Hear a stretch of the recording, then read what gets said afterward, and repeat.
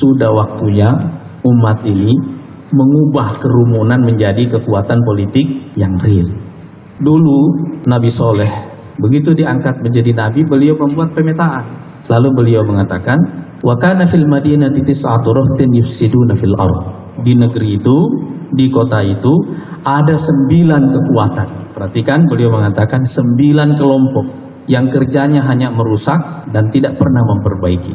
Perhatikan kalimatnya, Nabi Soleh mengatakan 9, bukan 10, bukan 8. Artinya akurasi. Beliau membaca dengan tepat semua kelompok-kelompok kekuatan anti kebaikan yang ada di masyarakat itu. Satu. Yang kedua, beliau mengatakan rahat. Rahat itu artinya jamaah, kelompok. Dia tidak mengatakan individu.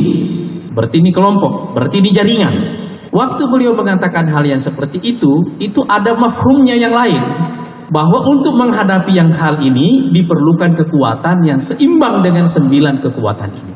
Kita ini umat Islam gampang sekali dimobilisasi karena kita punya niat baik. Kita ikhlas, kita tulus, kita orang-orang yang jujur. Tapi yang namanya membangun kekuatan yang real itu tidak terjadi dengan sebuah demonstrasi. Itu adalah pekerjaan akumulasi yang panjang, terus menerus, dirakit terus menerus. Apalagi begitu kita bawa di dalam sistem demokrasi, saudara-saudara sekalian, ya dalam sistem demokrasi, partai politik itu sama seperti kabilah zaman dulu. Itu adalah kabilah masyarakat modern. Kalau kita ingin melakukan perubahan dalam sistem politik, ini tangganya. Melalui partai politiklah kita melakukan perubahan-perubahan itu.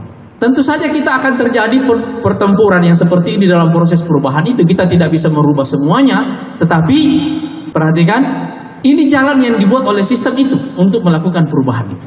Nah, karena itu saudara-saudara sekalian, pekerjaan rumah paling berat bagi umat Islam sekarang ini adalah bagaimana mengubah semangat kita, militansi kita, dan kadang-kadang berubah menjadi angkara murka di jalanan, menjadi kekuatan kerja, semangat bekerja dalam diam tapi terus menerus. Barulah kita akan punya kekuatan yang real. Coba kita lihat misalnya, begitu kita melakukan perubahan dalam bidang ekonomi, ini tidak mungkin dilakukan hanya dengan memberikan akses umat Islam misalnya kepada sumber keuangan, katakanlah sumber perbankan. Misalnya kita lihat ya, di Malaysia, Mahathir melakukan hal seperti ini. Tapi kenyataannya, orang-orang paling kaya di Malaysia tetap saja bukan orang Melayu. Walaupun dukungan struktur negara sudah terlalu penuh untuk kaum Melayu. Karena masalahnya bukan di situ. Ada masalah yang lain, yaitu masalah budaya. Mengubah budaya ini, budaya kerja. Nah, karena itu kita melihat bahwa tantangan terbesar kita sekarang ini adalah membangun satu arus karakter baru, pembangunan karakter baru.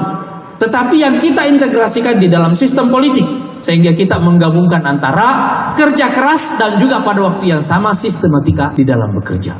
Dan kita sebagai umat mayoritas di sini harus menggabungkan antara mayoritas kuantitas dan mayoritas kualitatif.